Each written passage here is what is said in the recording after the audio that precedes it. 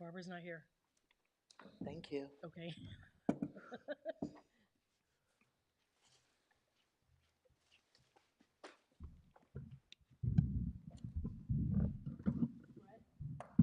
me know when you're ready. Do we have a card? No, it's fine. I'm missing a board member, but I just want you to know, yeah. Just start like that. Okay. Thanks. Yeah, I'm ready for you.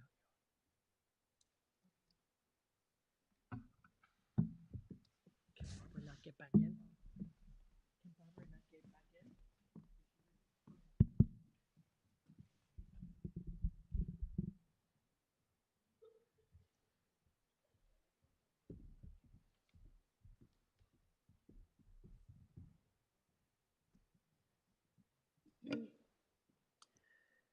We will call this meeting to order.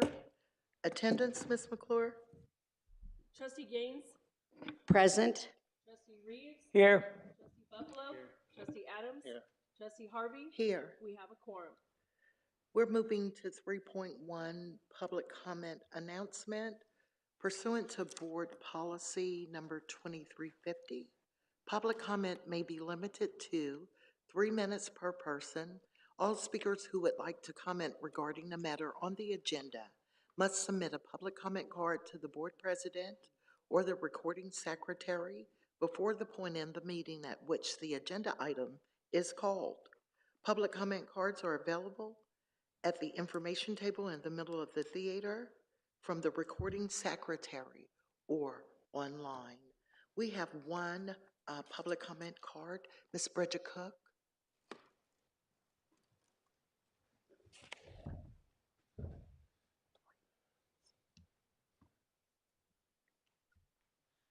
Good morning. I requested to speak to the board regarding closed session item number 4.4.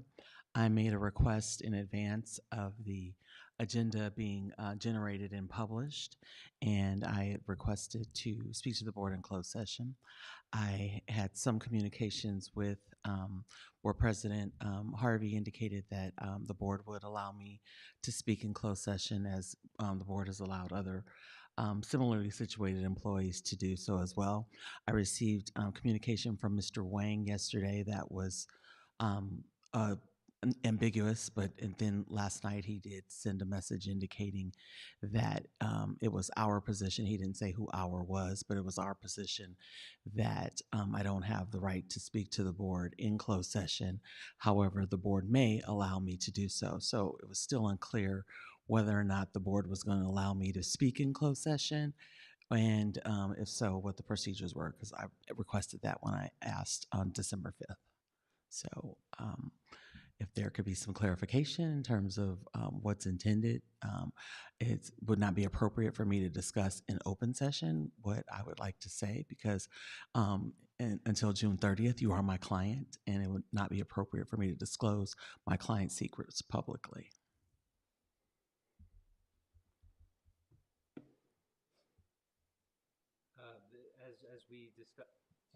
As we discussed before, the board has the opportunity to permit Ms. Cook to discuss her issue in closed session, and as I understand it, that board has not made that decision yet.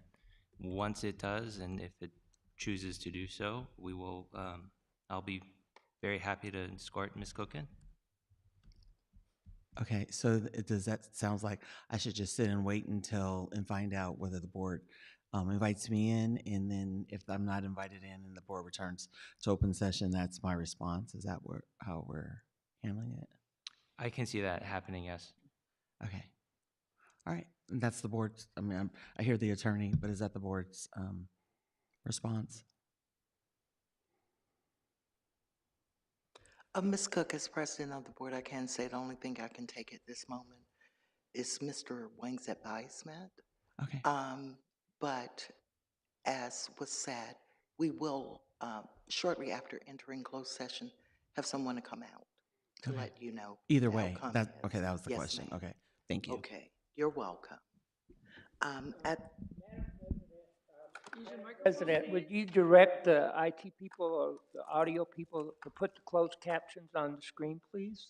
Yes, for audio, could you please put the closed caption up? Thank you so much. We appreciate that. At this time, we're adjourned to closed session.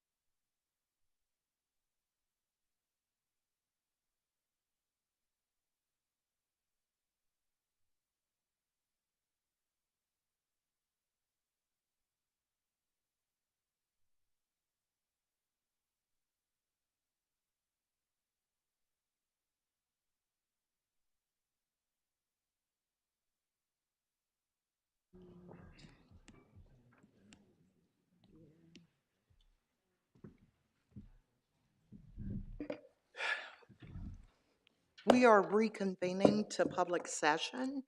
Attendance roll call, Ms. McClure? Student trustee Rivera, Present. trustee Gaines, Present. trustee Reeves, Here. trustee Buffalo. Here. Trustee Adams. Here. Trustee Harvey. I'm here. We have a quorum. Mr. Adams, could you lead us in the pledge? Certainly, will you all please rise, face the flag, place your hand over your heart, and recite with me. I pledge allegiance to the flag of the United States of America and to the republic for which it stands, one nation, under God, indivisible, with liberty and justice for all. Thank you very much. We are now to 8, approval of the meeting agenda. May I get a motion? So moved. Second. Discussion? Vote? Student trustee Rivera, Approve. trustee Gaines, Approved. trustee Reeves, Yes. trustee Buffalo. Yes. Trustee Adams. Aye. Trustee Harvey. Yes. Motion carries. A report of closed session is 9.1. So these, okay.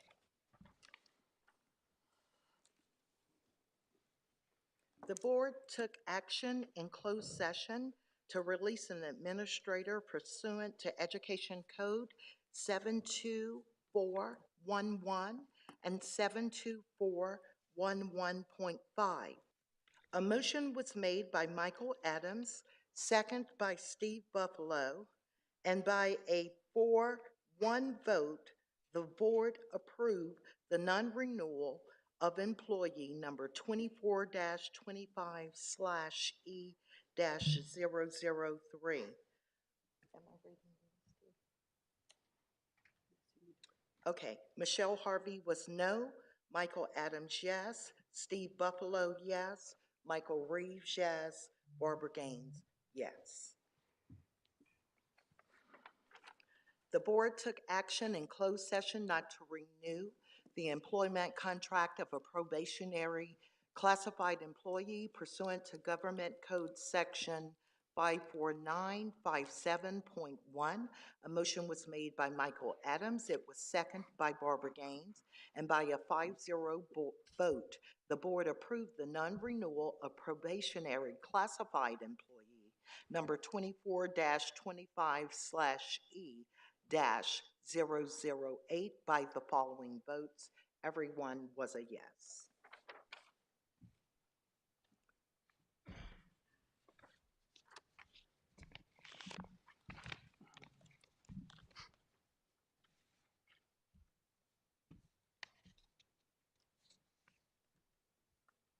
Pursuant to board policy number 2350, public comment may be limited to 3 minutes per person. All speakers who would like to comment regarding a matter on the agenda must submit a public comment card to the board president or the recording secretary before the point in the meeting at which the agenda item is called. Public comment cards are available at the information table in the middle of the theater from the recording secretary or online.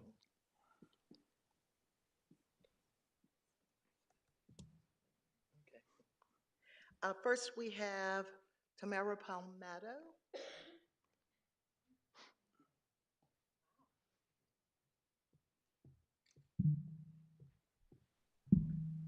Good morning. Thank you all for being here and listening to us. My name is Tamara Palmetto. I am a counselor in the Office for Students with Disabilities and a co-chair for general counseling. I'm here today as a long-term employee of the district. I've been here 15 years. I was a former student. I'm a community member. And I have been watching things that are concerning, which is the lack of use of progressive discipline and the use of administrative leave to just get rid of people, to remove people from positions without them having an opportunity to actually have a discussion, to have any prior knowledge, maybe that there was an issue. They find out that there's an issue when they show up and they're like, well, this is your last day on a Friday at, whatever time. I wrote to you last month before the last board meeting. A number of us contacted you regarding Ms. Keena Miranda, who was not put on administrative leave, but actually did submit a resignation letter. And that resignation letter was asked for, I would say, Probably she did not feel that she had a choice in writing that resignation letter. Many of us wrote to you about her good work. She has been here for 12 years. She has worked tirelessly for this college.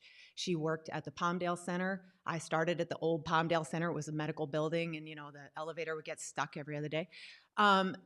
She was amazing. She held that place together with management changes, with all the changes that happened there. She was the one steady force that kept that Palmdale Center running. She was last director of Palmdale Center before taking a job here at the Lancaster campus for the enrollment services director. And she did an amazing job. She always does an amazing job. We've gotten so much farther with her in conversations about upfront transcript evaluation, resources, shitator cleanup. She is involved in these conversations and helping us find solutions. And there is one aspect of her current job that she cannot do. And a solution was already found before she was asked for a resignation. The solution was in place. She does not need to do that function. That function has always been performed by a dean, not a director. There is no reason not to bring her back and restore her to the position of Director of Enrollment Services. We need her desperately. Go take a walk in the Student Services building. We have a skeleton crew working in admissions and records. We have, I guess, a director for financial aid that will start in January. That would be great. We don't have enough people in assessment. She is a working director. She helps her staff. She pitches in when she's needed. She will do work with students directly. She'll go work the front counter. She is amazing. And to just say no thank you because of one thing that was already taken care of is just, we either value people or we don't. We either value the work that they do or we don't. And she is someone who has shown herself to be of great value to this college. And I'm hoping that you can restore her to her position as Director of Enrollment Services. Thank you. Thank you. Next, we have Tawana Cayley. I hope I pronounced that correct.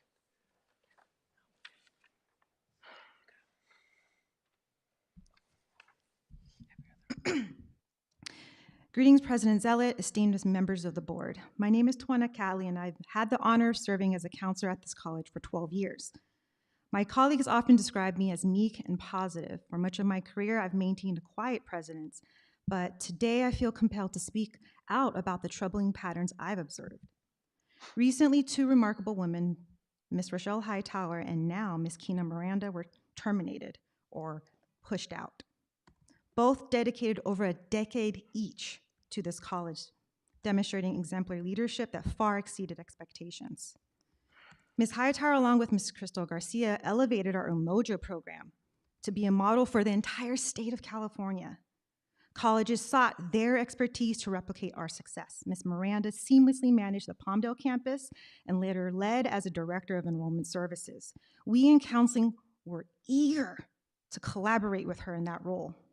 Both women are hardworking, innovative, deeply connected to students, staff, and the campus community. Yet despite their contributions, they were let go. Meanwhile, others have been promoted, placed in newly created job positions without an application process, raising serious concerns about our adherence to EEO hiring practices.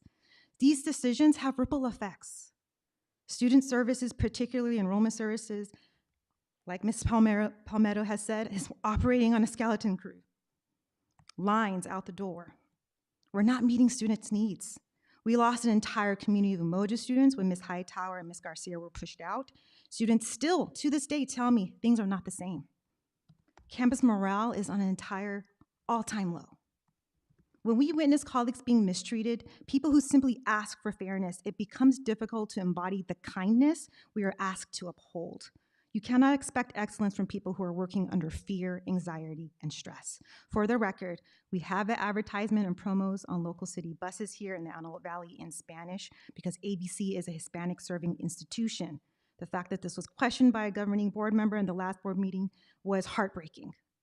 And if AVC is in fact an equity-minded and seeks to improve Black student completion rates, then please know that terminating 2 Black women leaders who were heavily involved in student success actually hurts this goal. Ladies and gentlemen of the board, I ask you to hear this. We need help, we need support, we are drowning. If we are to meet the ambitious goal of 10,000 enrolled students, we need to invest in the hardworking people who are here, right the wrongs, and show actual kindness so that we can truly serve students. Thank you.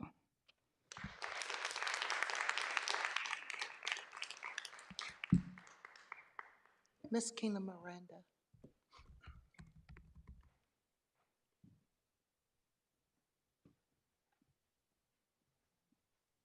Hello, good morning, esteemed board, Dr. Zealot, members of the public. My name is Kina Miranda. I am here to address the forced resignation I was pressured into and the treatment I have endured. Let me be clear, my resignation was not willful. It was submitted under duress based on the false fact that I could not perform an essential function of my role. Managing the international students program was never part of my job description, and I was never provided the necessary support or clearance to take on those roles. To add to the confusion, my resignation was removed from the November 12th board meeting agenda. If the board pulled my resignation, I should have been returned to my position as Director of Enrollment Services. Instead, I was told by the VP of HR that my resignation had been approved, which contradicts the meeting minutes. This mishandling has created unnecessary confusion and distress. It feels like a blatant act of retaliation and clearly a demotion.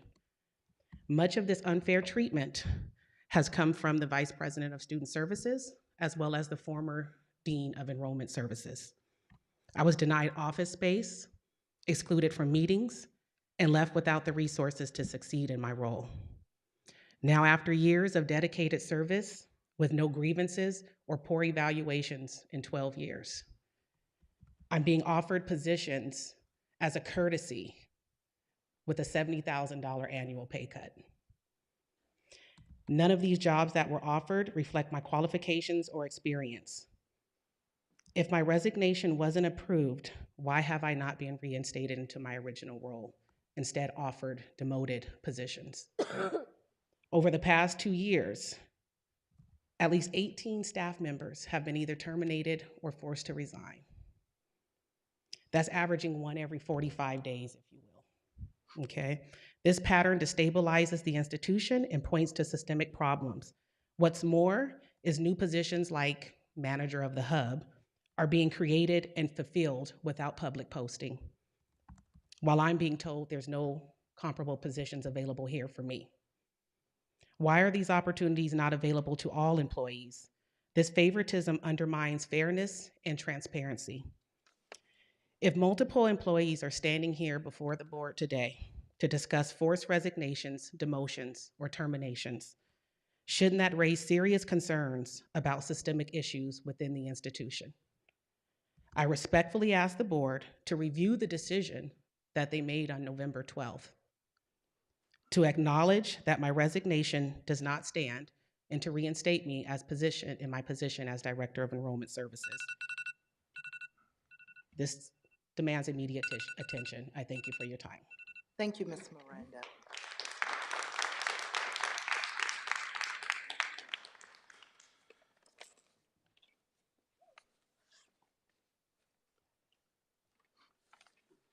Oh, okay.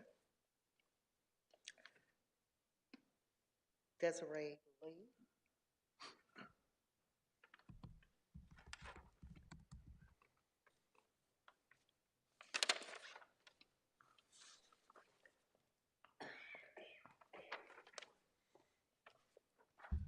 Good morning. My name is Desiree Lee. I am a former AVC alumni, a former AVC employee, and now a concerned community member. I stand in solidarity with Ms. Kina Miranda, Ms. Rochelle Hightower, and Ms. Bridget Cook, 3 exemplary Black women leaders who have been unceremoniously terminated from Antelope Valley College. This action not only undermines the integrity of the institution, but also reflects a troubling pattern of disregard for equity, diversity, and inclusion within higher education spaces. Antelope Valley College has long professed its commitment to creating an inclusive and supportive environment for all employees and students. However, The abrupt removal of these accomplished Black women sends a contradictory and harmful message. Black women have historically faced systemic barriers in academia, and the termination of these leaders without transparency or due process perpetrates or perpetuates a cycle of exclusion and marginalization. Rochelle Hightower and Kina Miranda have contributed significantly to the advancement of Antelope Valley College through their dedication, expertise, and leadership. Their work has undoubtedly touched countless students and colleagues, fostering a sense of belonging and excellence within the campus community. Removing them from their positions not only disrupts their lives, but also strips the college of their invaluable talents and perspectives. This decision is not just about employment. It is a matter of equity, justice, and respect. We demand that Antelope Valley College provide a detailed and transparent accounting and explanation for these terminations, ensuring accountability for those responsible. We ask that we reevaluate this decision in alignment with the principles of diversity, equity, and inclusion, that AVC commits to restorative practices that acknowledges the harm done and the work toward rebuilding trust with Black women and other marginalized groups on this campus. The termination of these leaders is not only a disservice to them, but to the entire Antelope Valley College community. We urge this administration, I urge this board, to act with urgency and integrity to rectify this grave injustice. Thank you. Thank you, ma'am. Rochelle Hightower.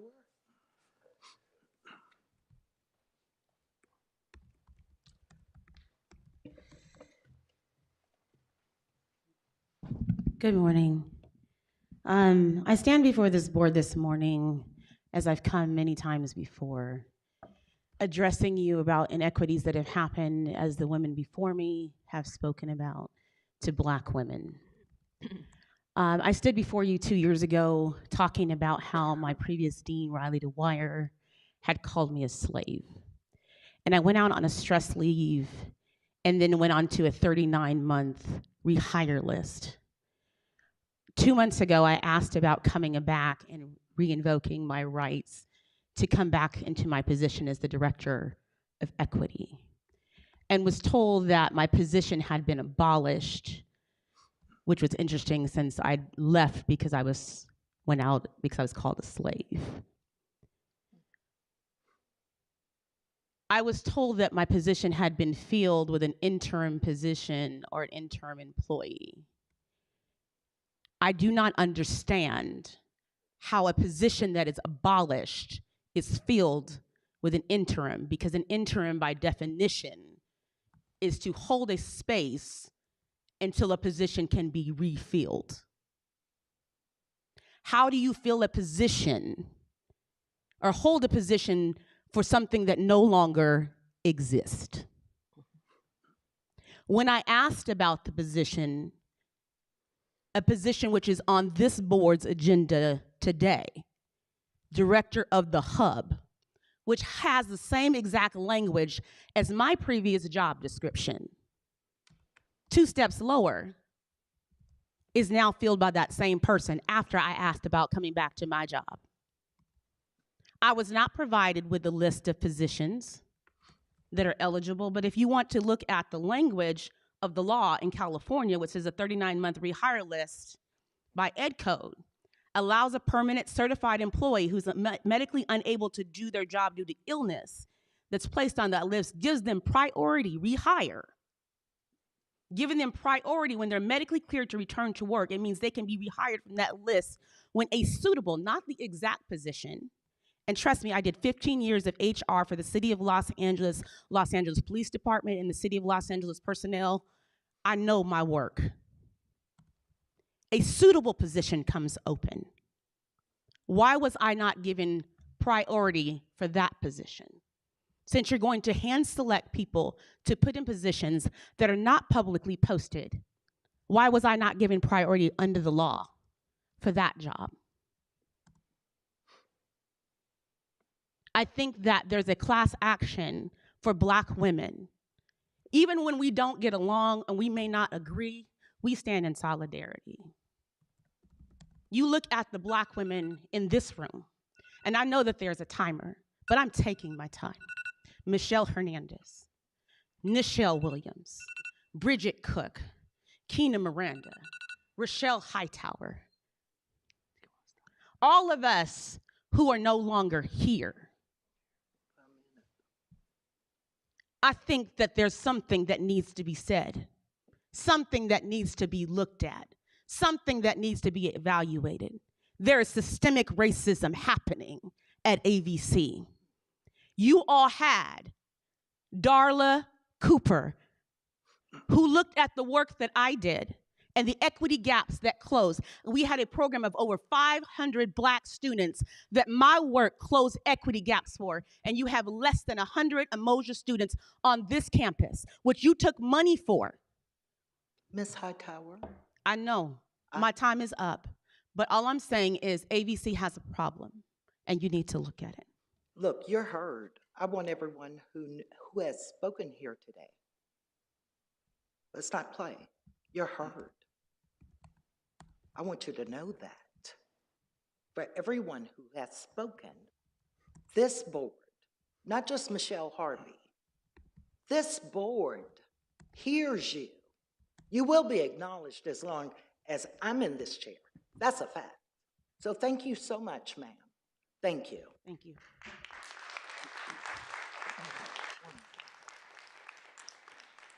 Ms. Pam Ford.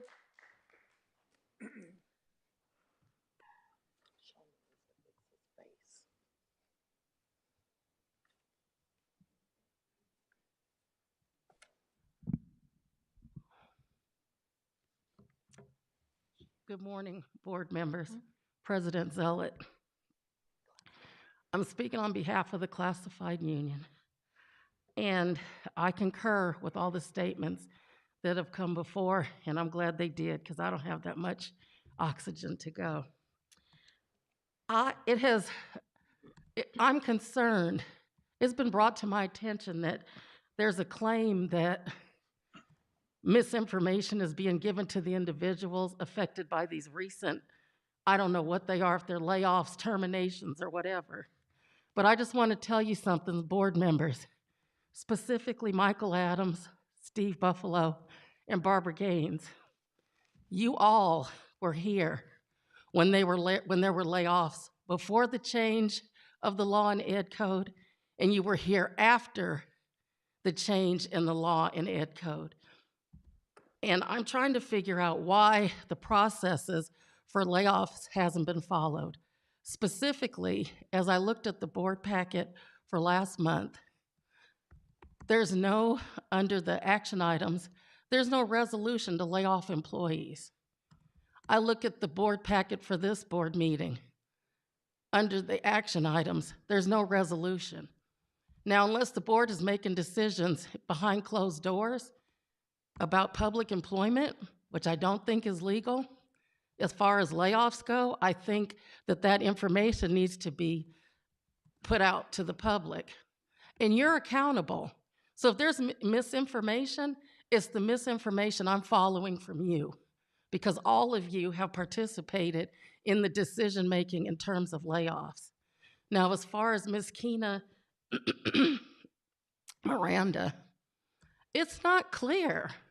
Last month, as she said, she pulled her resignation back that she was forced to agree to.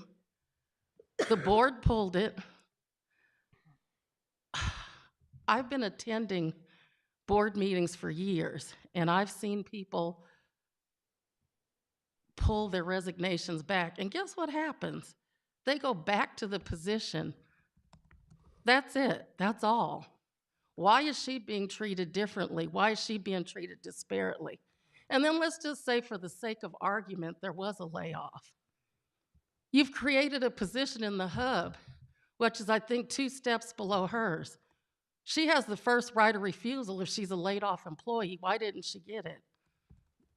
And then I'm trying to figure out, as far as Ms. Megan Aceves, there's nothing about a layoff for her either, unless you're making decisions about layoffs after. And then there's this misnomer that a person has to be offered a position for the first position that they gain permanence in. That's not accurate. I know that my time is up, but I'll be back again and you'll hear the rest of what I have to say. But you really need to reconsider the decisions you're making and remember that I'm following your patterns. Thank you, Ms. Ford. Jason Bowen.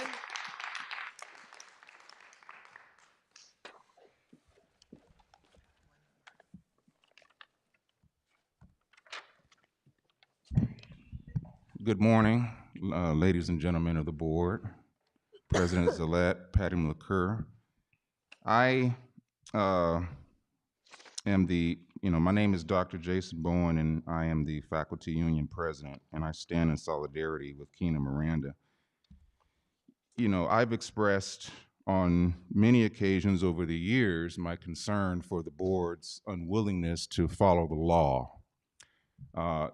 Certainly in regards to faculty discipline, employment discipline, even student discipline. Students are now, I've always supported the students, but what I've learned from Pamela Ford is that in these positions that we have, being union officials, we can actually help everybody. So in any case, we have several circumstances where the board has not enforced following the policy. So for example, I sent an email not that long ago. You have here in the agenda for item 4.4, you cite government code 54957. In that code, what's required is that prior to any disciplinary action taken in closed session, where the board will consider charges against an employee, that employee has a right to demand an open session hearing regarding the matter. And it's actually the responsibility in that code for the board to make clear to the employee that they have that right. And if they do not inform that employee they have that right, then all disciplinary action taken in the closed session this is the phrase, null and void. We have processes where timelines, investigations must be concluded within the established timelines. In 3435, the timeline is 90 days unless it's extended. In 3434, which governs Title IX investigations, 240 days is the investigation within that time must be completed unless it's extended. What we have is currently investigations that are ongoing well beyond the timelines where no extension was provided, but then what I'm told is extensions are being provided by human resources after the fact. So that is not that. So what if that is acceptable, then what that means is effectively investigations can continue indefinitely. And that is not the law. That's not our policy. We have due process provisions in our contract. When disciplinary action will be considered, it's very clear that the first step is a meeting must be held with the faculty member, the substantiating evidence must be presented, and then the faculty member given a chance to remedy their behavior. But what we have in the current climate is a punitive environment, not developmental, where we want to give each other a chance. So I implore the board going forward to hold the college accountable to following all of the relevant processes. Thank you. Thank you, Mr. Bowen. John Wanko.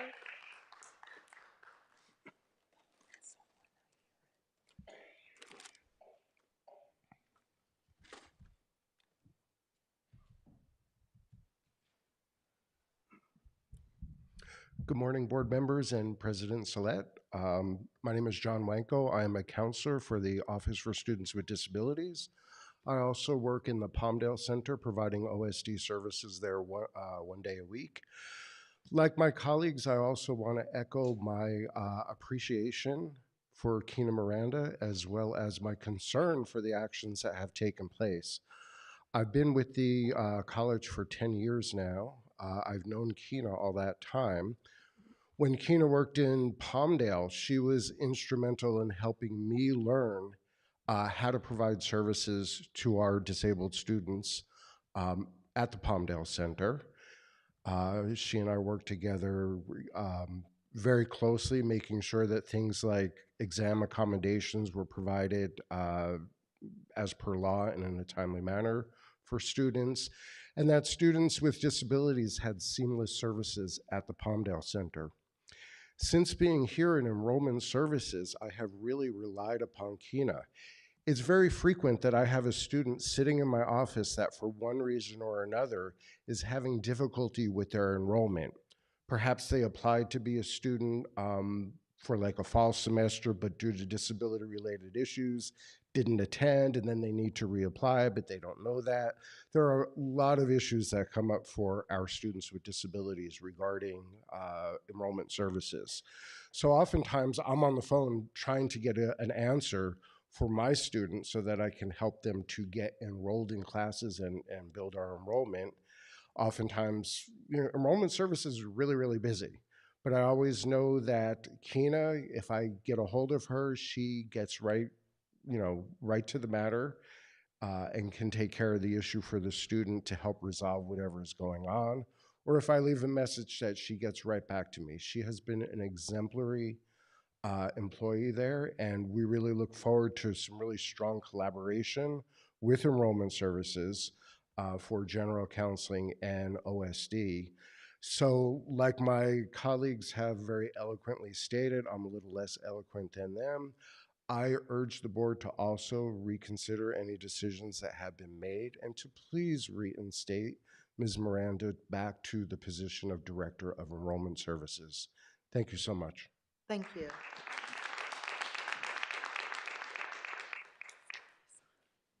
Zia Nisani and Joseph Quintos, Reina Gutierrez.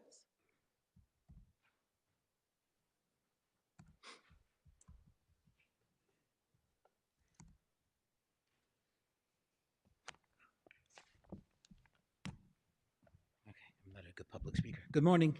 My name is Zion Nisani. I'm a biology professor and also the undergraduate research activity director under the Title V grant that we have here.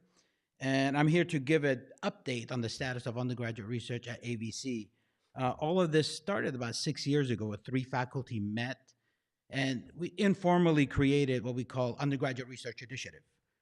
So we went to conferences, learned how to do it, and I'm happy to present today to say that the seeds that were planted are sprouting. And what we did is in 2023, we took 10 students to the West Coast Undergraduate Research Biology Conference, 12 students to Southern California Conference of Undergraduate Research. And this November, we actually took 32 students that presented their research across discipline, archaeology, chemistry, computer science. And our students were presenting with students from Caltech, Cal States, UCs, and so forth. So it's a very proud moment at AVC. I'll be coming back to you to give you a more detailed presentation later on in next semester, and probably a proposal to establish an Office of Undergraduate Research and Creative Learning that be run by the grant. But I want to yield the time to the students so they can talk about their experience at this conference. Good morning. My name is Reina Sosa Gutierrez. I am a student here at AVC and I study chemistry. Being part of the undergraduate research committee has not only helped me grow as a student, but also as a problem solver. I've grown a lot in lab skills. I am very fluent and articulate in the lab. I was able to apply my research skills to the actual class labs where I was able to get my labs done quickly and I was able to use all of the equipment very efficiently. But most importantly, it made me grow in character. For example, research was more about than we do one thing, we synthesize one thing, and then we apply it. It's more than, oh, we run into this problem, or we ran into another problem. So, but most importantly, research has helped me grow in the sense that I can't just think in one way. I've opened my mind up to different solutions in applying my knowledge of chemistry, biology, and all these disciplines into my one antifungal study that I was a part of. Thank you. Thank you. Hello, my name is Joseph Quintos. I'm here. I'm a student at AVC. I'm actually enrolled in the nursing program. The biggest thing for research, I would say, is to kind of practice what you've learned and put it to use, Also, it's nice to feel trusted by the professors. You actually get to come up with your own ideas. Like Reina said, you problem solving and everything, work your ways around problems, and yeah, you really learn lab skills, train other students. It's just a nice experience overall. My experience at the conference was very positive. See other like-minded individuals, you know, talk to other students, talk to faculty about what we're doing. It's just nice to see, you know, your hard work get to use. Thank you. Thank you so much. Yeah, Sir? I mean, I just want to say that AVC, we have a lot of good resources we offer to our students. So this is going to be another tool we have. And eventually, if I can get that office going, we're going to expand to our local high schools to get them engaged. And there's going to be a pipeline from high schools to AVC. So thank you. Yes, thank you so much. We will now conduct a public hearing to receive input of the Antelope Valley Federation of Classified Employees, ABC FCE, initial proposal to the Antelope Valley Community College District, ABCCD, for collective bargaining agreement negotiations for 2025 through 2028. Is there any discussion on this item? Hearing no further discussion, the public hearing is now closed. Does someone have a comment? There are no comments. Not for the public hearing. They submitted a comment for the personnel schedule. Your comment will be taken in front of the item that it pertains to, and your item was not for the classified professional negotiating sunshine document.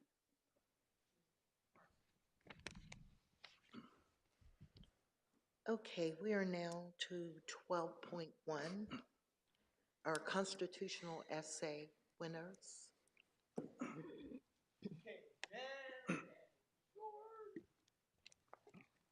Anthony, can you come on up real quick? Good morning, everybody. How are we all doing today? We having a good day? It's good to see everybody here today. I just wanted to enlighten you on something that we've started probably over 10 years ago. We do an annual essay contest. Students have to write a question, a response about a topic that relates to the U.S. Constitution. This year, we picked a question about the Electoral College, which I thought would be timely for given that we had an election and everything like this. And so we had close to 70 different essays come from all kinds of students, quite a few from SOAR and students from across the board. And it was quite an experience. We had 7 different readers from different backgrounds, different faculty members read them, and each student got scored, and we went through this process. And so I am so excited to let you know a couple things here, that we have selected 5 winners. And some of these students, it was just a matter of points can make the difference between a first, second, and third place. So I just wanted to announce the names of these students, and then I just wanted to show you who we have 3 of the 5 students here today. So we have 5 students. Obviously, Anthony Riviera Estrada is one, George Gutierrez Hernandez is another, and Benjamin Silva is the other student. And then we have 2 other students that are not present here, James Mayfield and Kira Ventimenta, and all of them did very, very well. ASO, I have to tell you, that is really responsible for making this happen, is they provide close to $1,000 for these winners. So the first place winner gets $500, second place gets $300, third place gets $100, fourth place gets $75, and fifth place gets $25.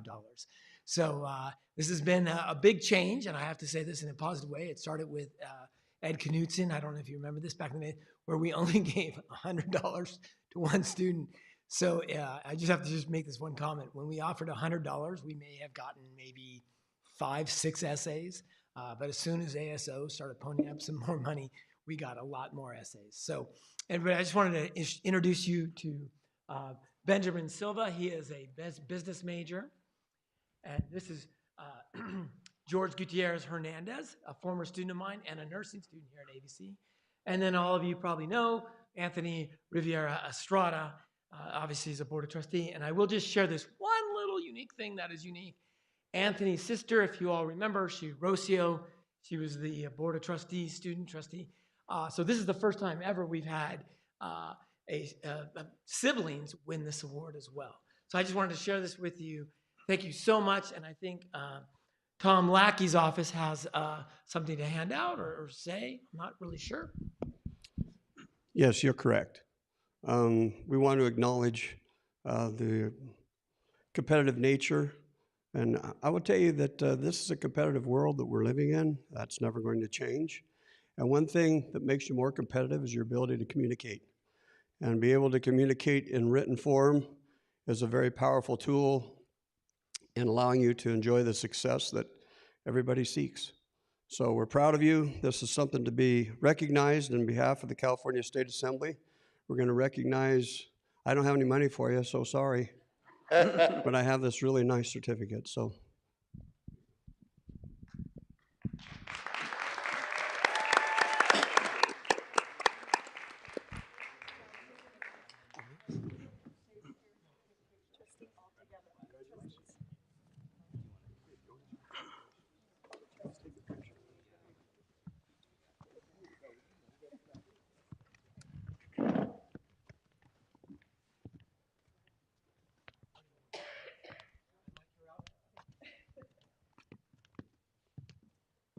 Way to go, George.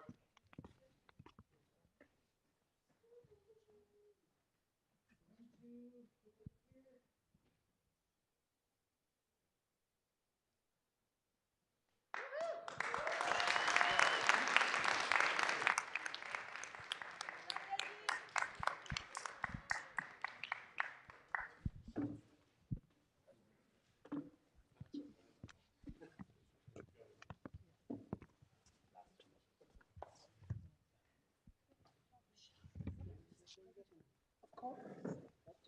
Yep.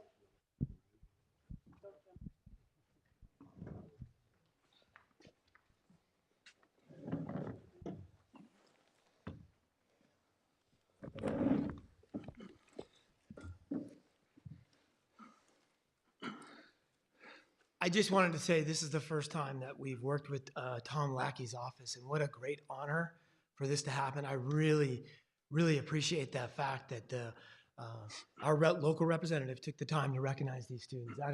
That is unusual, and I just want to say thank you so much to Tom Lackey's office. So thank you. Thank you. We are now, I'm sorry. Oh, okay.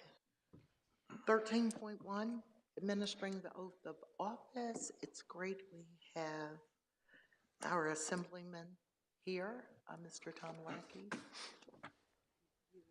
We'll administer both of them together. Yes, sounds great. Script. Yeah, both go out there. An important position. Yay. We're going to do them both together? Or is this Center stage, please. Okay.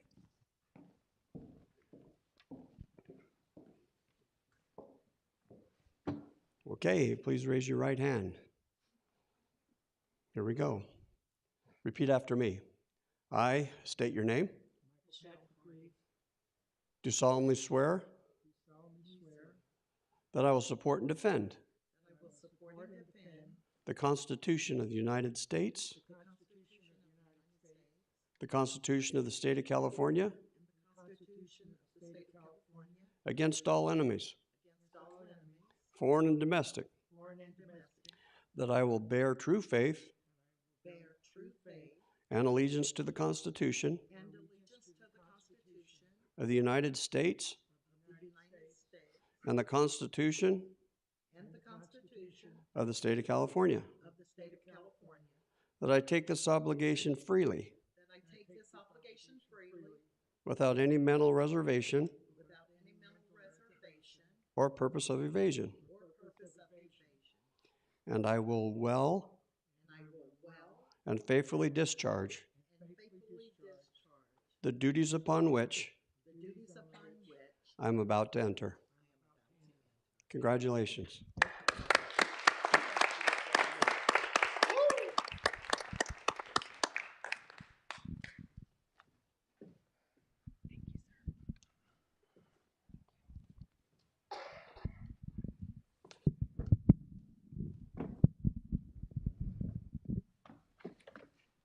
Again, I want to thank the Assemblyman for coming this morning.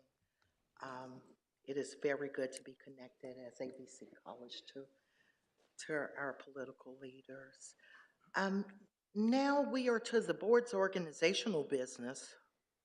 4.1, election of officers from December 13, 2024 today through December 12th of 2025. Let's go.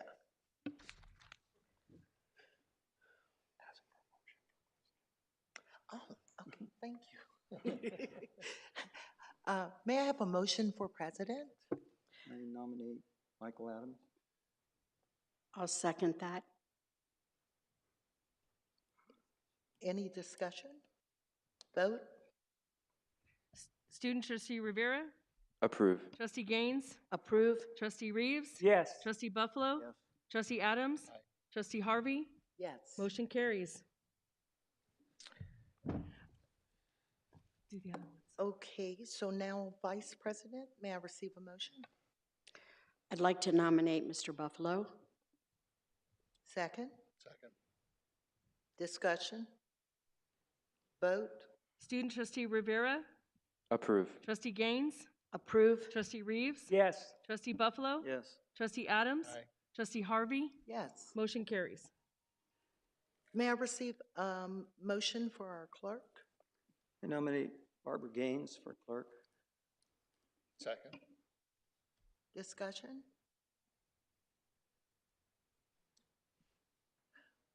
Student trustee Rivera? Approve. Trustee Gaines? Approve. Trustee Reeves? Yes. Trustee Buffalo? Yes. Trustee Adams? Aye. Trustee Harvey? Yes. Motion carries.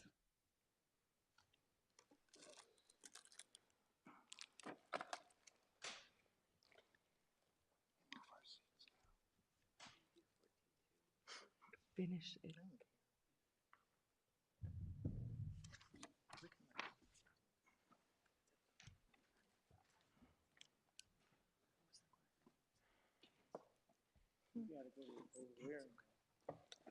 Ready for her to give us the go-see.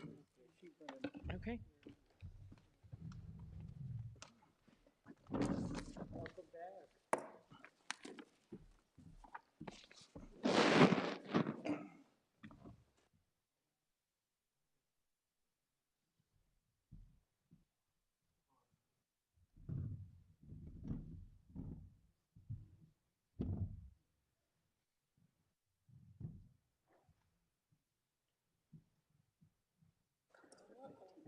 Fifteen three. 15-3. 16-3.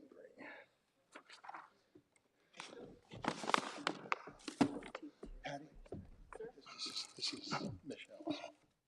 No, this too.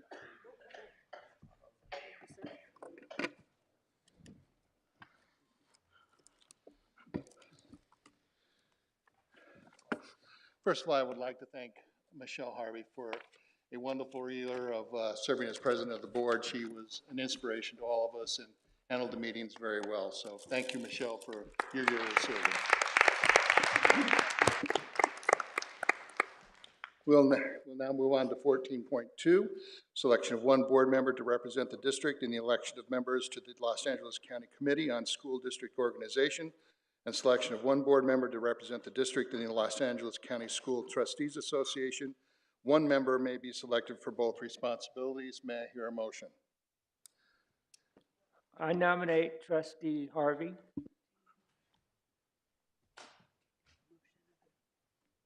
I'll second that. Thank you. Any discussion? Advice?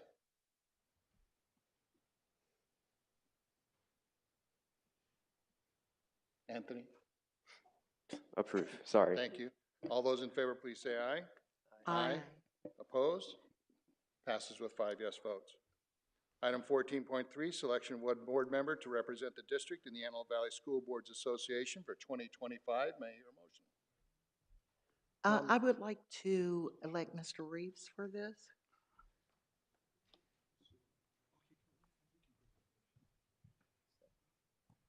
I'll second that. Thank you. Any discussion? Advice? Approve. All those in favor, please say aye. Aye. Aye. Opposed? Passes with 5 yes votes. Item 14.4, selection of one board member to represent the district on the Antelope Valley College Foundation Board of Directors for 2025. May I hear a motion? I'd like to nominate Michael Adams for that position. I'll second that. Thank you. Any discussion? Advice? Approve. All those in favor, please say aye. Aye. Opposed? Passes with 5 yes votes. Item 14.5, approval of superintendent's organizational report. May I hear a motion? So moved. Second. Thank you. Any discussion? Advice? Approve. All those in favor, please say aye. Aye. Opposed? Passes with 5 yes votes. Item 14.6, approval of the 2025 Board of Trustees meeting schedule. May I hear a motion? So moved. Second. Any discussion? Advice? Approve. All those in favor, please say aye. Aye. Opposed?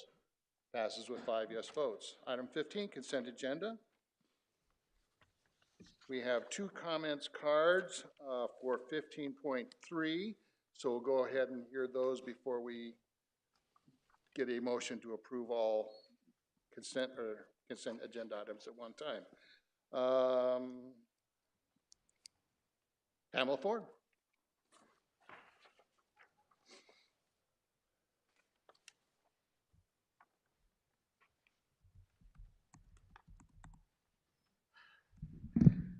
I just had a question of clarification for the personnel schedule. Under Megan Aceves, it states that her position is being changed to a lower classification, but it wasn't noted that her salary is going to be Y-rated through June 30th, and I just wasn't sure why that wasn't there.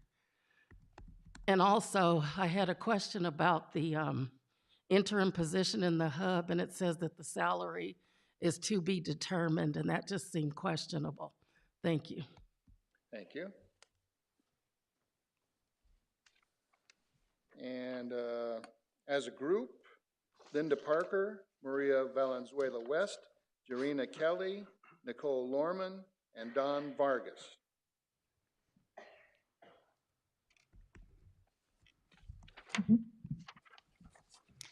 Good morning, Dr. Zealot and esteemed board members. My name is Linda Parker. I'm a tenured faculty member and library department chair. I want to thank you for this opportunity to speak regarding recent developments within our area. As staff and faculty members in the library and institutional research department, we recognize it is critical to share our experiences as they relate to the appointment of Dr. DePlaces as interim dean. While leadership changes are sometimes necessary, the manner in which Dr. DePlaces left previously raised significant concerns.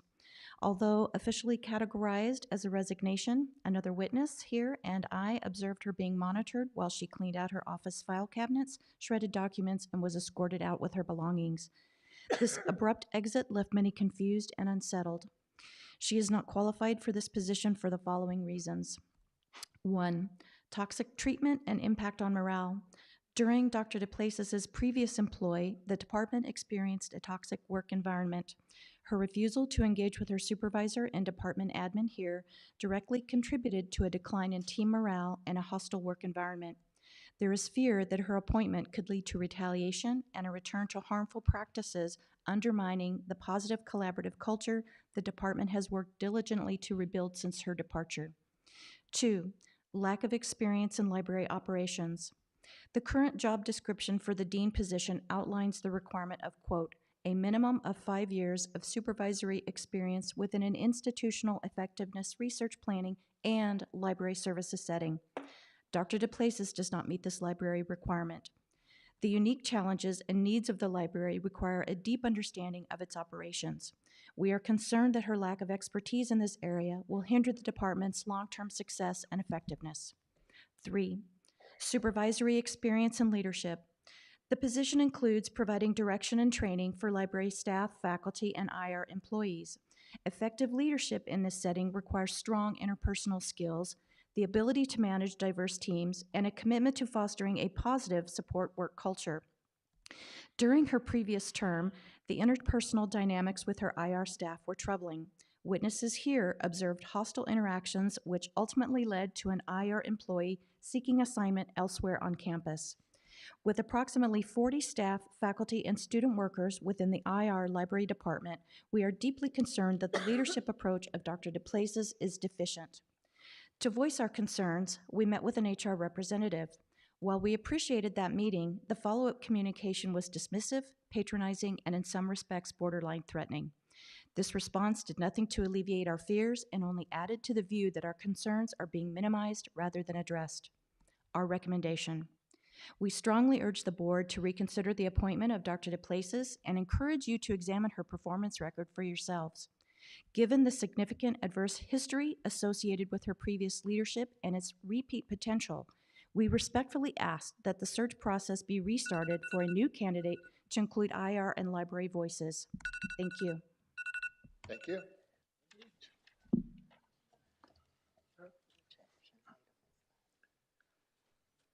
We are at 15.1. May I hear a motion to approve the consent agenda by unanimous consent?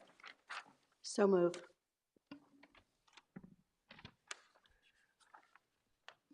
Second.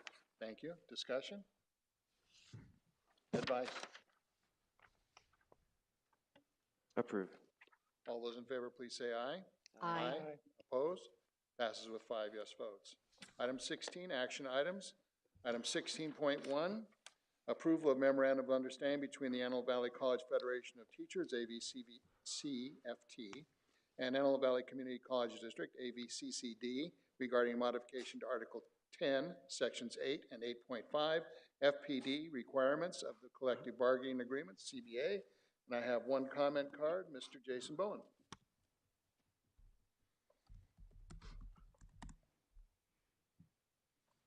Thank you.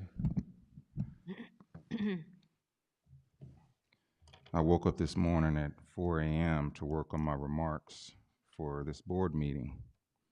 And I sat down at my dining room table in front of my laptop and I said, what the heck am I doing? I'm going to speak from the heart, and I went back to bed. So anyway, this particular agenda item I'm proud of, and I have a similar comment for 16.3. I had a long conversation with President Zillette, and my expectation is that we don't conduct ourselves according to the minimum standard. I mean, the floor in terms of interacting with each other is what we can and cannot do under the law. However, I don't believe that is conducive to getting anything done. And I've also said that often in different contexts here, to my unit members, to my daughter. We respect each other. We foster trust and good faith. And in this conversation that I had with Dr. Zillette, she reminded me that these are the standards that we do indeed conduct ourselves by.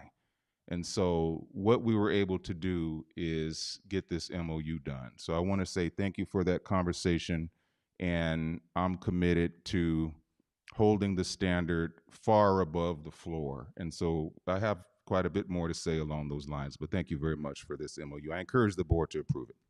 Thank you. May I hear a motion to approve action item 16.1? So moved. Second. Any discussion? Advice?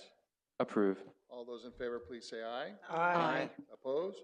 Passes with 5 yes votes. Item 16.2, approval of side letter of agreement between Antelope Valley College Federation of Teachers, AVCFT, and Antelope Valley Community College District, AVCCD, regarding extension of fall 2024 faculty self-evaluation deadline. May I hear a motion? So moved. Second. Discussion? Advice? Approve. All those in favor, please say aye. Aye. Opposed? Passes with 5 yes votes. Item 16.3, approval of the memorandum of understanding between Antelope Valley College Federation of Teachers, AVCFT, and Antelope Valley Community College District, AVCCD, temporary changes to Article 8 in the collective bargaining agreement regarding evaluations. I have one comment card. Jason Bowen.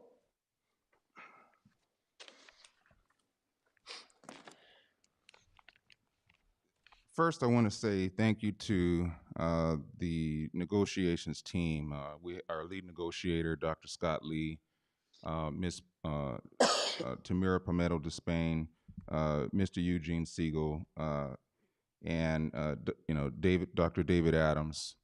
They all played a pivotal role in getting this done, and Ms. Kathy Osborne for working on this particular MOU. Now, this MOU, it had a long journey, and there were many, potential points of failure.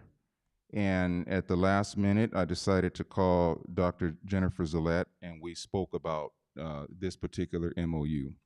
There were, I don't want to say too much about what we discussed, but there were highs and lows in that conversation, expressions of surprise, appreciation for comments, and I thank the lead negotiation team for their work, but I want to also thank Dr. Jennifer Zillette. This would not have gotten done without her support and commitment to ensuring that the peer evaluation process is anonymous, but also ensuring that there are protections in place because that process is anonymous. I'm proud of the content of the MOU, but I am mostly proud of the fact that it was a collaborative effort between the faculty union and the district, and it could not have gotten done without both parties' commitment to this process. What the signal and the message that's sent, not only by the union, I mean, our members know that we stand for them, but the district also clearly demonstrated its commitment to fairness, commitment to building trust. And what I can say for myself is that I certainly can trust the peer evaluation process. And there's still a lot of work to be done. If you read the MOU, there's some work that will begin in February to strengthening the security in the process. But I just want to encourage all of my members to consider placing trust back into the process, because the district certainly has gone up far above and beyond what I even expected. So thank you, Jennifer Zillette, for that. Thank you. May I hear a motion to approve action item 16.3? So moved. Second. Any discussion? Advice? Approve. All those in favor, please say aye. Aye. Opposed? Passes with 5 yes votes. 16.4, approval of academic policies and procedures, AP&P. Committee's recommendations of course listing for the fall of 2025. May I hear a motion? So moved. Second. Discussion? Yes, Mr. President. Mr. Reeves. Do we have the names of the people that are going to be on this bond oversight committee? That's not this item. No, that's the next item. Okay, 16.4. Okay, thank you. Any further discussion? Oh, sorry. No. Advice? Approve. All those in favor, please say aye. Aye. Opposed? Passes with 5 yes votes. 16.5, approval of Citizens Bond Oversight Right. Committee for Measure AV membership appointment. May I hear a motion? So moved. Second. Discussion? Yes, Mr. Reeves? my agenda copy has the different numbers on it. That's why there was an error on that. It had it listed as 16.4. So at any rate, do we have the names of the people that are going to be appointed to this board?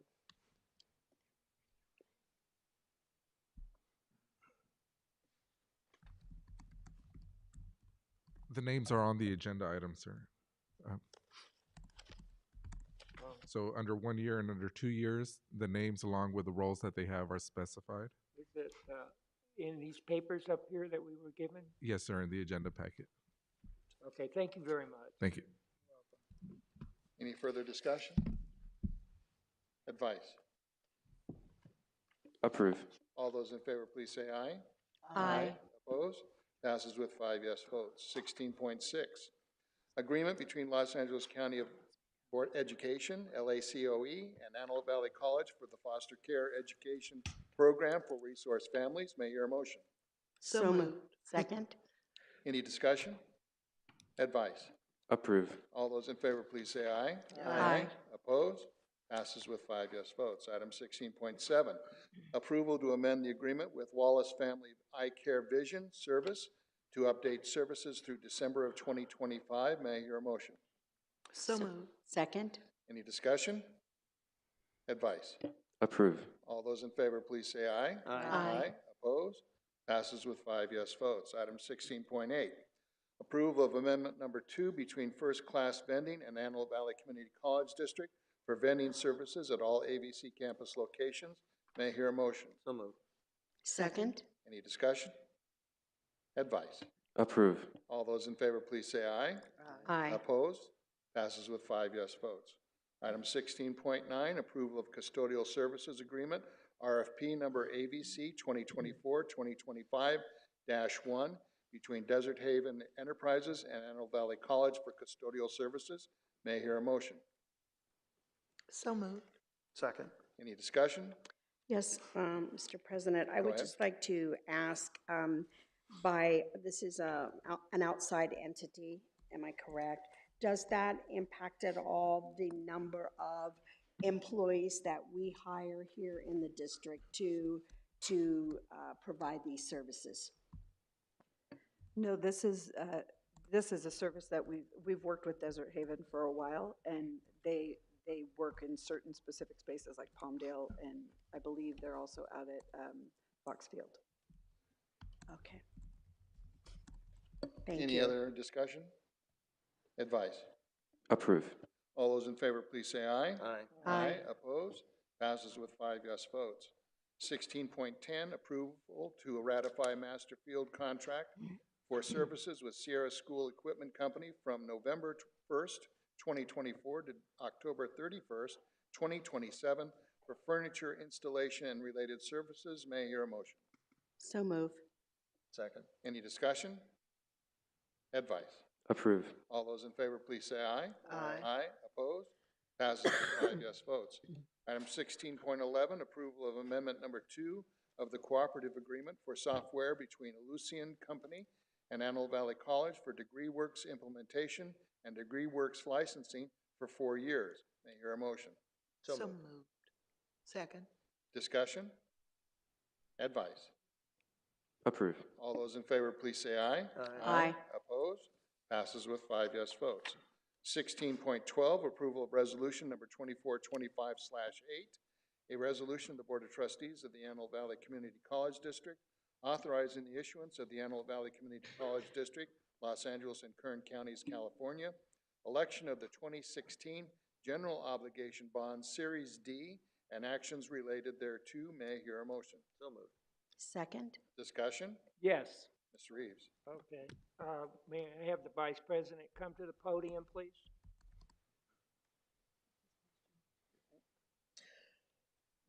What's the question, Mr. Reeves? Perhaps President Zeller can answer it. Well, she may call on the Vice President because it's technical. I wanted to ask, are we going to go above the $25 per $100,000 assessment on these bonds? We're not allowed to go beyond the $25 limit. That's the limit is 25. Correct. So what is it right now, and how much is it going to go up? Hi, and good morning, members, President Adams, President Zealot, and members of the board. Currently, I may be off by a few cents. I want to say it's either $22.62 or it might be $22. Actually, let's just say it's at 23. I'm going to round it. It's between $26 and some change. And I apologize. Let me say that one more time. Between $22.60 and $23. So give me a few cents there of wiggle room, but it's less than $23. So we're still well with, under the $25. Correct. Even though the law allows up to 25, we've been able to, and the goal is to keep it closer to $23, $24 for the balance of the program. Now, we put out bids for some of the projects on this already. Is that contingent, those bids, on us approving the bonds? Yes, they are. Right. So if we wanted some, after we approve these bonds, if we have any alterations in the plans, it would be change orders or something like that? If there is an issue, there would be change orders. This last issuance is for the remaining $50 million of the $350 million voter approved bond measure. So we anticipate being able to meet our obligations with this $50 million issuance. So, you know, Mr. Vice President, we've had this discussion many times about the bookstore originally being planned inside the Commons. Are you familiar with that history? You may not be. Some of the board members were under the impression that the bookstore was going to be in the Commons.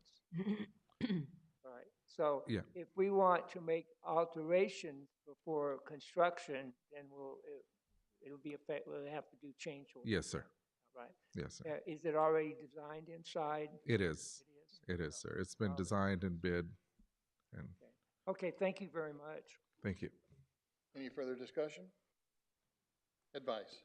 Approve. All those in favor, please say aye. Aye. Opposed? Passes with 5 yes votes. Item 16.13, approval of resolution number 2425/9, a resolution authorizing the issuance of Antelope Valley Community College District, Los Angeles and Kern Counties, California, 2025 general obligation refunding bonds and actions relating thereto. May I hear a motion? So moved. Second. Any discussion? Advice? Approve. All those in favor, please say aye. Aye. Opposed? Passes with 5 yes votes. With the board's indulgence, I'd like to bunch items 16.14 through items 16.17 as they all deal with strong workforce funds. May I hear a motion? So moved. Second. Any discussion? Yes, Mr. Reed? Mr. President. 16.20. We're not to 16.20 yet. Yeah, approval of contract with Taft Electric Company. We're not to 16.20 yet. Oh, okay. Okay. So I have a motion and a second. Any further discussion? Advice? Approve. All those in favor, please say aye. Aye. Opposed? Passes with 5 yes votes. With the board's indulgence, I'd like to group together items 16.18 through 16.23 as they all deal with scheduled maintenance funds. May I hear a motion? So moved. Second. Thank you. Any discussion? Okay, going back to 16.20, are we in litigation with Taft Electric Company?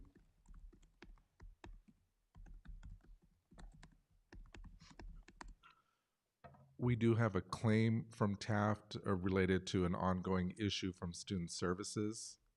So is this going to affect No. giving them another contract? No, sir. This is a separate claim, separate Yes, sir. from this? Yep. This is scheduled maintenance dollars separate and apart from Measure AV. Okay, thank you. Thank you. Any further discussion? Advice? Approve. All those in favor, please say aye. Aye. Opposed? Passes with 5 yes votes.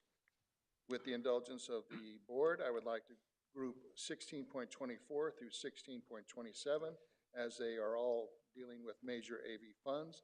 May I hear a motion? So moved. Second. Any discussion? Yes, Mr. President, 16.24, what was this settlement agreement with Arch Insurance for the Marauder Complex?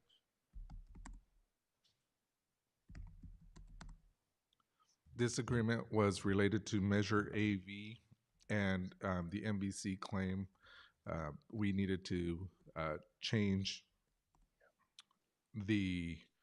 it was a settlement related to the surety and the default that occurred with one of the contractors, MVC, Moreno Valley Construction, that impacted Marauder Complex. It also impacted Student Services. So how much money is involved, you know? Okay.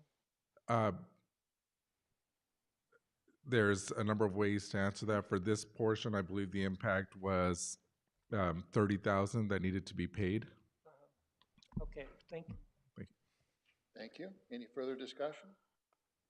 Advice? Approve. All those in favor, please say aye. Aye.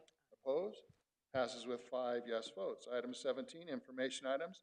17.1 is being pulled, and you're advised to read 17.2 as that will move forward. That's first reading of board policy and revision of Administrative Procedure 2360 regarding minutes. Reports and announcements. Academic Senate, Hal Huntsman.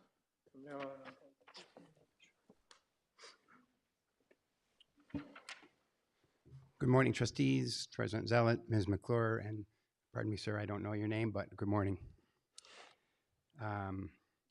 You've heard from the public this morning a lot of concerns, and I know there's always more than one side to every story, but I want to talk a little bit about it. When I was a manager of employees, I learned that supporting the people that worked for me was the most important thing I could do to make the institution I was part of be a success. Unfortunately, that's not the environment that I think we're in right now at AVC. Instead, I'm sorry to say that people are afraid for their jobs. People are afraid to speak. People are just plain afraid. And that goes from nearly the top to the bottom of the organization, as far as I can see. In my view, how we treat people is a huge measure of who we are as a college. When I said this recently to some of our administration, I was asked a couple of questions, one of which was, why do I care? Which I thought was odd, because why wouldn't I care? I care for our college. And so do, I think, most of us here.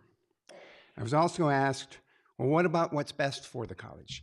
And my response to that is, people are the college. That's what makes the college.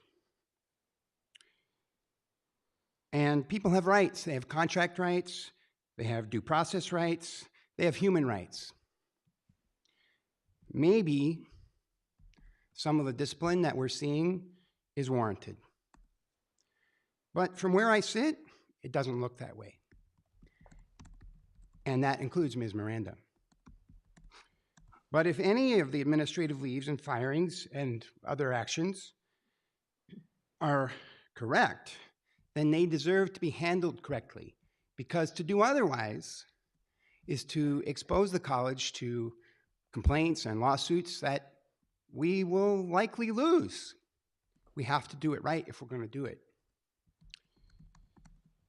But more importantly, we, the faculty, want to work at a college where everyone is respected and given due process and heard and supported, whether they agree with me or the administration or anyone else or not. When we treat our people with the dignity they deserve, our college will be better for it. People are our most important resource, and they are our college. On that note, I do want to continue my tradition of celebrating one of our faculty members.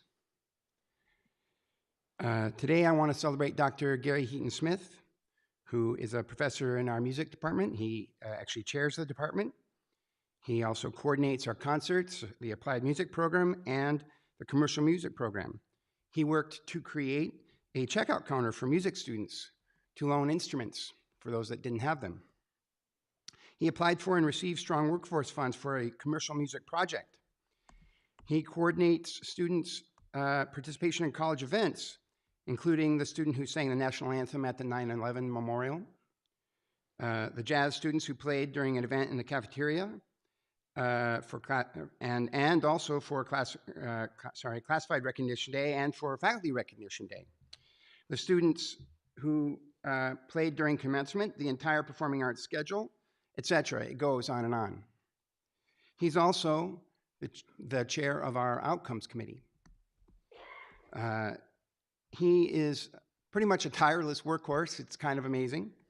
And I'm convinced he does not sleep. He is brilliant, energetic, and efficient. And most importantly, he does it all with compassion and kindness. I want to wish all of you and your families happy holidays, and I look forward to working with you in the new year. Thank you. Antelope Valley College Federation of Teachers, Dr. Jason Bond. Thank you, everyone. Merry Christmas, happy holidays. Whatever you celebrate in the month of December and January, I hope that you have a great time, and that most importantly, despite this being the most commercialized time of the year and the most mentally stressful time of the year, my hope is that everyone really enjoys time with their families. And when I think about that opportunity, then, and I think about what I observed over the past year, couple of years in human resources in the divisions with regards to the mistreatment of our employees, then that compels me to continue to express myself in this regard. I would like to ask that in 2025, what we achieve is demonstrating mercy towards each other, recognizing that we are indeed people, looking at the renaming of human resources to people, culture, and talent as an action that actually reminds me daily that we've lost focus of our true mission, which is to serve each other, serve human beings, serve the students, give the employees everything they need to do their jobs and do it well. Recognize that we're here, we have a mission, yet at the same time, we do get a paycheck, we have bills to pay, eggs are going up in price again, and I love eggs, and that's a big problem. But anyway, I'd just like to quote some passages that I've read recently that I feel that if we could take these to heart, then we could certainly improve the culture, the punitive culture that we're in, the culture that especially exists in human resources. Blessed are the merciful, for they will be shown mercy. So in everything, do to others what you would have them do to you. Be merciful just as your Father is merciful. If you forgive other people when they sin against you, your heavenly Father will also forgive you. But if you do not forgive others their sins, your Father will not forgive your sins. Forgive us our debts, as we also have forgiven our debtors. Thank you. Thank you. Antelope Valley College Federation of Classified Employees, Pamela Ford.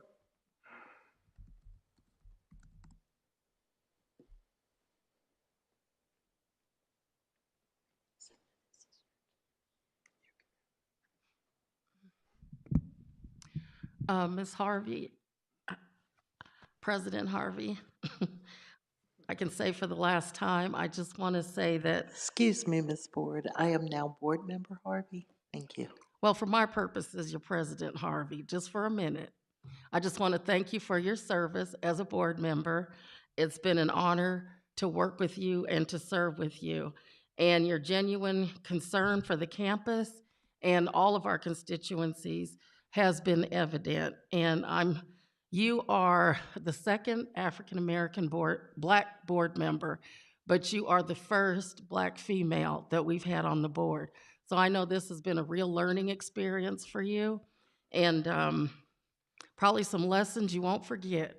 But I think it means a lot to see that the culture is changing on the board, and hopefully we'll continue, if we don't keep moving in the direction we are, we'll continue to have more culture on the panel. President Adams, welcome aboard. It's good to be working with you again. And I just hope that you will all take into consideration the information that was shared this morning concerning the decisions that have been made recently. I would like to think that people, culture, and talent means people, culture, and talent, and not punitive culture and terminations. I would like to see our campus move back to a direction where we're working with people. I just want to tell you something. It is extremely unsettling as an employee of this campus to watch how many terminations have been taken place over this short space in time. 18? That's a lot, and you've all approved it. I hope that you will require that the policies and procedures set forth by your board and approved by your board, that they be followed so that employees have their right to due process, that people are treated humanely. Just from people, culture, and talent, I have received so many different definitions of how things should work, just in terms of terminations. First, I'm told you have to terminate people either at the end of the day or at the end of the work week. But then, unceremoniously, they let Miss Cook and Miss Acevas go in the middle of the day. They weren't faculty, they weren't classified, but they were human beings. I too was asked, why do I care? And I ask this question, why shouldn't I care? I care about Antelope Valley College because we're all human beings. And I've seen a lot of people terminated, but I had a dean years and years ago, Frank Roberts, and we got to a point where we had a president, I think, it was a vice president, 2 females, and things were kind of unsettled then. And he said he was going to go ahead and leave because he wasn't going to deal with that again. But he said, Pam, just watch. You'll see managers come and you'll see them go. Just watch it cycle. So my question for you is, what are you going to do to bring it back so that we're not watching it cycle? That administrators are held to the standards that they want us to follow, that people don't feel threatened. Just because there weren't more people up here speaking doesn't mean that there weren't more people that have a voice, but they're afraid. But why do people have to be afraid? You shouldn't have to walk in fear at Antelope Valley College. This is an institute of higher learning and possibilities, not an institute of getting rid of people every chance we get. There are times where there's situations where things happen and hard decisions have to be made. But the majority of time, that cannot be the answer. And so I'm asking that during this holiday period, maybe you sit down and reflect and appeal to your better gods to consider how you're treating people and how you want to be treated. Because there's a saying that if you dig one hole, you need to dig 2, because you're both going to face, you're going to end up seeing what's happening to other people happen to you. So be respectful of other people. It's just not right, the things that are happening and the way that people are being made to feel. And there's so much unclarity for these last few terminations, or I don't even know what they are. Are they terminations? Are they layoffs? I don't know. That needs to be clarified. There's just no clarification. So anyway, I've said enough. I'm leaving this board meeting in disgust because I don't like the way that things are happening. But I'm leaving you with a greeting of well wishes, and then you'll come back poised to uphold what's right and to treat people better. Thank you. Thank you. Confidential Management, Supervisory Administrator Employees, Ashley Hawkins.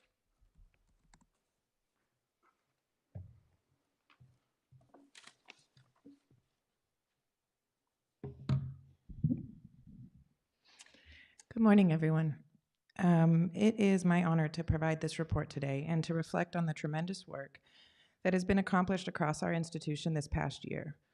I want to take a moment to sincerely acknowledge the dedication, resilience, and hard work demonstrated by all members of our campus community, our classified staff, faculty, confidential staff, supervisory team, management, and administrators.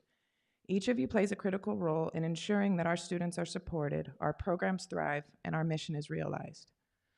As we celebrate these collective accomplishments, I would also like to recognize that, as we have heard today, there are concerns from members of the CMSA group regarding the handling of 3 of our colleagues, Ms. Kina Miranda, Ms. Bridget Cook, and Ms. Megan Aceves. I want to acknowledge that these concerns are important and the things that were brought forward today matter. But I trust that thoughtful and compassionate dialogue will continue as we work through them in a manner consistent with our values of respect, fairness, and transparency. I have confidence that through our shared commitment to open communication and collaboration, we will navigate these concerns in a way that strengthens our institution and supports all members of our campus community. Before I close today, I do want to take a moment as I try to do every month, and acknowledge an exceptional area within our group. I'm just going to call them the deans, as they span all the way across our institution. They are a vital group within CMSA. This is a team that often arrives on campus before the sun rises and leaves well after it sets. The tireless work that they do behind the scenes is fundamental to the success of our college. Without their unwavering support to faculty, staff, students, and their ongoing support as mentors to us managers, our institution simply could not function at the high level we all strive for. Thank you for your incredible work, leadership, and commitment. And thank you all, members of the board and President Zealot, for your continued leadership and support as we work together toward a brighter future for our students, staff, and a broader community that we serve. Happy holidays to you guys, and thank you. Thank you. Associate Student Organization, Renee Lynn Wilson.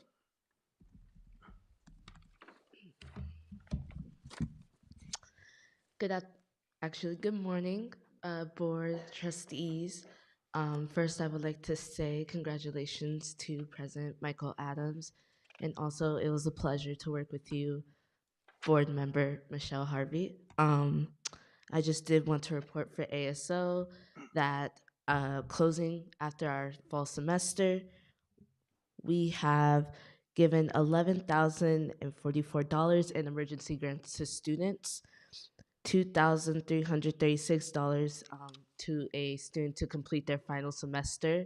They were a nursing student. $377 to the STEM Club for a fundraiser. $1,000 funded for the Constitution essay. $750 for the Hispanic Heritage Competition. $850 for the Dia de los Muertos altar, and $500 to the Basic Needs Thanksgiving event.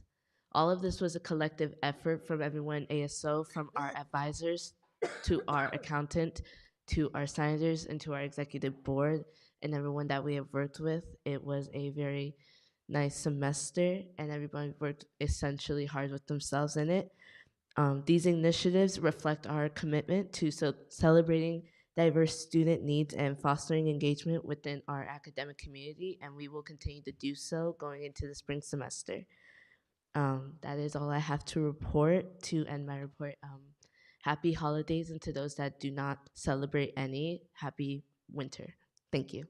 Thank you. Antelope Valley College Foundation, Diane Knipple is not here today, so we'll move on to Office of Superintendent President, Dr. Jennifer Sollett. Good morning, trustees and student trustee. I want to begin by congratulating trustees Harvey and Reeves again on their reappointment to the board. And I want to thank Assemblyman Tom Lackey and Anna Zarlig for your attendance and participation this morning in this swearing in. Thank you for joining us. The work that all of you do, trustees, for students, employees, and the community is vital, and it's significant, and I'm grateful for the dedication of all of you show in your participation.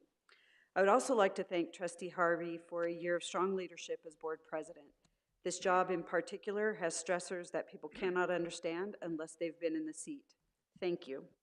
And now I want to welcome Trustee Adams back to the president's seat for, I tried to guess, is this the fourth time? Sixth. Sixth time. Okay, my math was wrong. I look forward to working closely with you, sir, in the next year. As we close this semester, I want to remind the board and the AVC community of all of the amazing things that have happened on this campus in 2024. The AVC Foundation total endowment has increased by 12.7% from fiscal year 23-24 for now to a total of $12.1 million. The Wine Walk fundraiser was the largest net profit in the last 7 years at $33,000. The foundation awarded the largest scholarship for students at $280,520, and the average student award was $1,786.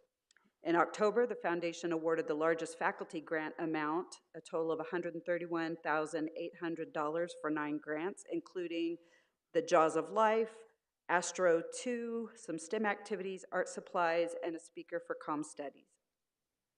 In November, the foundation, as well as some community partners, celebrated the delivery of a re-engined commuter 52-seat bus from AVTA.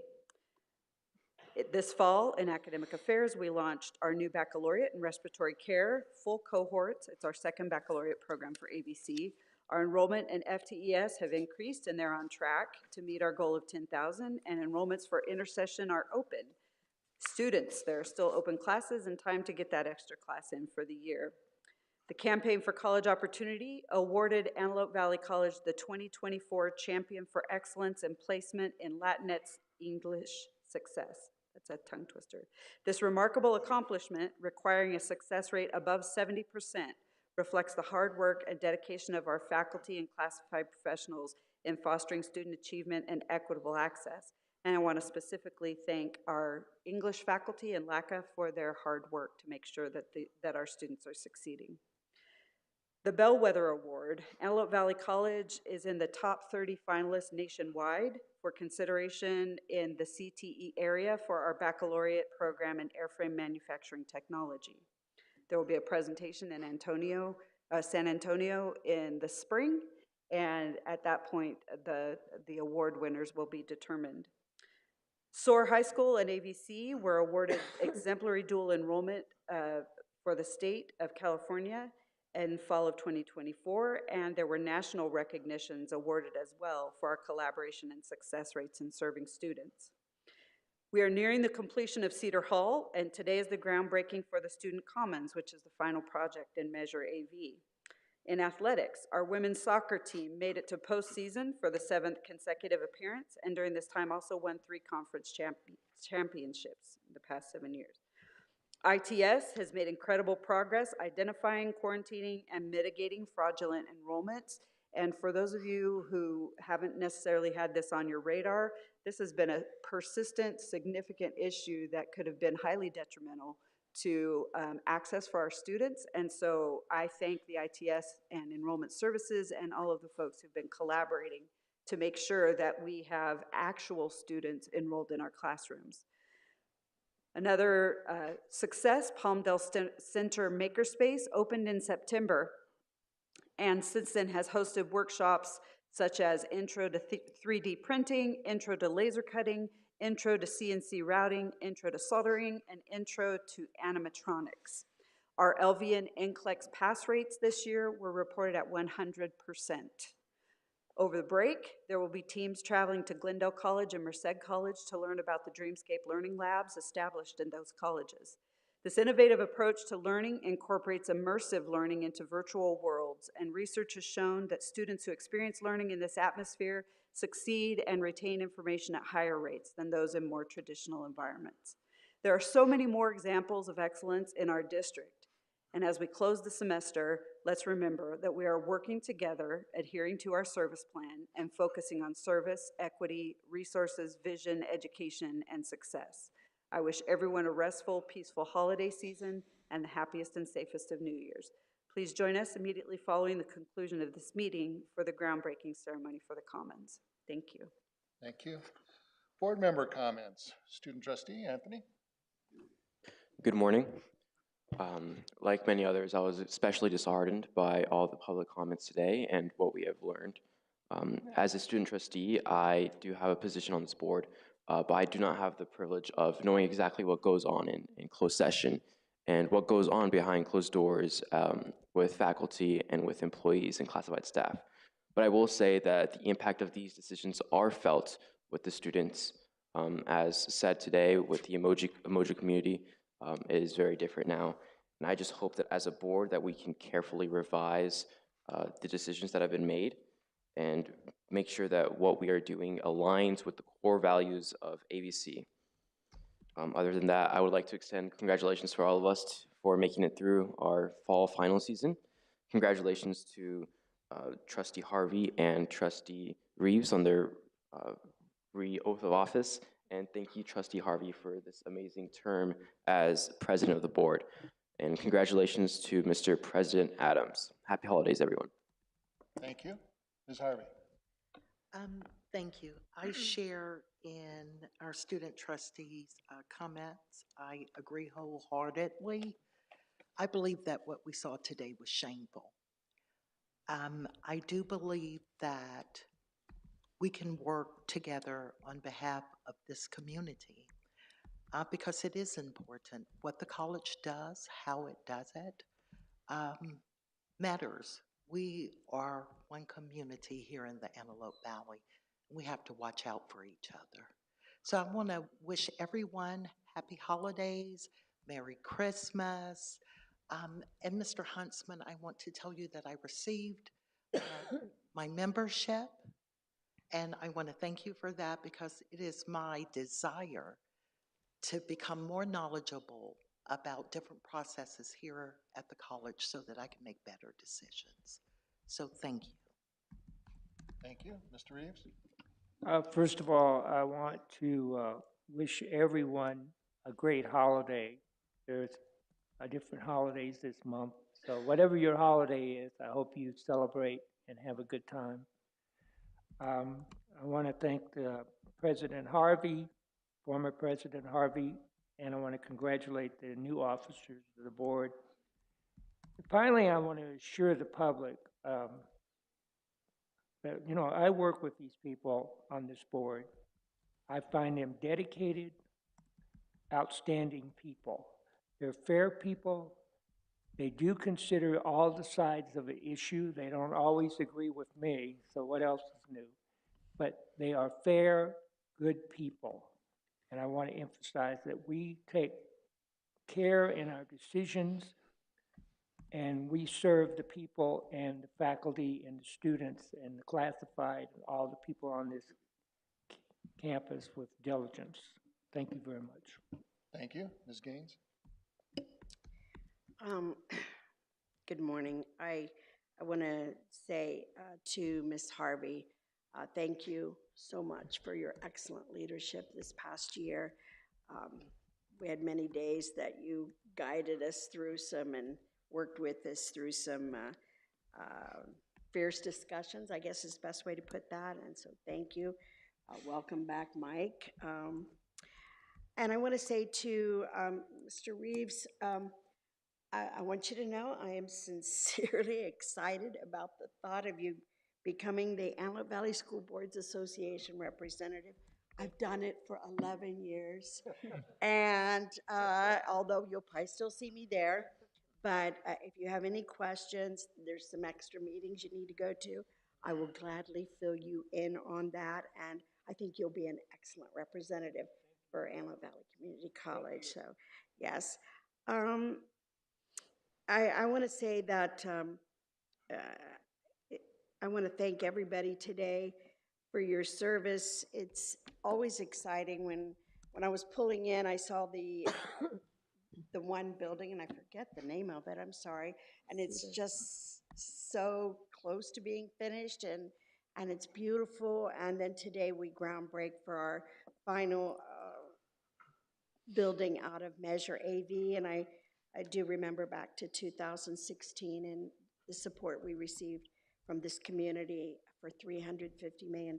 And I want to thank Dr. Zealot and all of her team, all the faculty, all the staff members, because anytime you're creating a new building, change is inevitable, and sometimes that change is extremely painful. People are moved from offices, and yet here we are groundbreaking for our last building. And I think the community could look around this campus and see many, many positive changes out of the result of their support back in 2016. So with that, I want to wish everyone a wonderful holiday. And Dr. Bowen, I only have one question for you, and you don't have to answer it. It's a rhetorical kind of question. Did you go back to sleep at 4 o'clock? I'm just sorry. It's just kind of in my mind, wondering if you did or not. So anyway, thank you. Thank you. Mr. Buffalo? Well, Mr. Bowen, I get up regularly at 4 a.m. I do not sit there and write anything, okay? So I'm good. I'd like to thank Michelle. She was great to work with. She did a great job as president, and she was very thoughtful and provided great leadership. And congratulations to Mike. I can't believe he can actually remember how many times he served as board president. I can't even remember how long I've been on the board, let alone that. So congratulations to our student down there who just dazzles just like his sister did. And that must be a very competitive family. Yeah. So as we move forward, I hope everybody has a very enjoyable Christmas. It's going to warm up a little bit next week, thank goodness.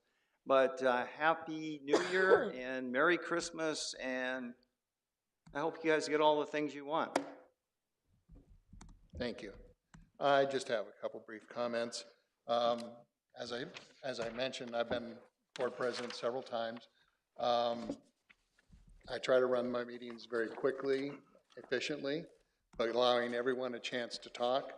And I hope I treat everyone with confidence and with respect and with courtesy, and that I give you a chance to express your opinions openly through the board, and the board is always receptive to any comments from the audience. I have to echo the comments of my other board members. No personnel issue is ever taken as a rubber stamp by this board. You may have noticed in the last couple, 3 years that our closed sessions last longer than the hour that's normally posted. We're in there a long time, and there's a reason for that. We discuss every personnel issue in depth. We ask questions. We have 5 different opinions that are being expressed. We have reports to go over. We have legal opinions to review. We have ed code to respond to. We have to revise. We have to review board policy and administrative policies. And we take no personnel decision easily.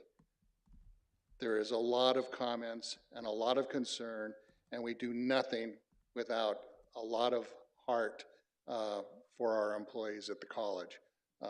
We do nothing that could ever be determined to be slipshod or a rubber stamp.